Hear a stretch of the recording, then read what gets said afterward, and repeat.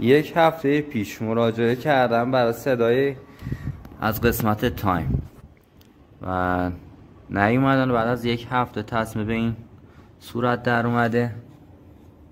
اینا هم باقی مانده های تصمیم است.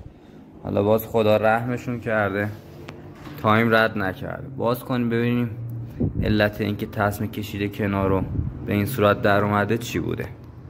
اینم میزان خوردگی این تصمیم سالمه، 134 دنده با این ضخامت و مال خودش پاک شده. اینم 134 دندونه که ضخامتش انقدر تغییر کرده.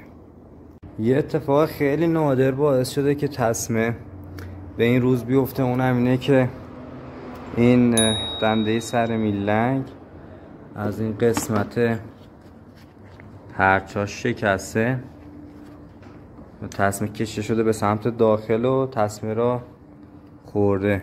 اتفاقی که به شخص تا به حال ندیده بودم که این پرچا ول کنه و این اتفاق براش بیفته. این قسمت هم در اثر برخوردهای مکرر به تصمیم شکسته.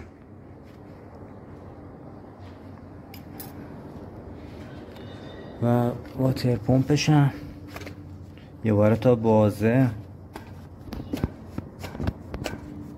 به خاطر صدایی که داره براشون تعویض میکنیم که دیگه این قسمت مشکلی نداشته باشه.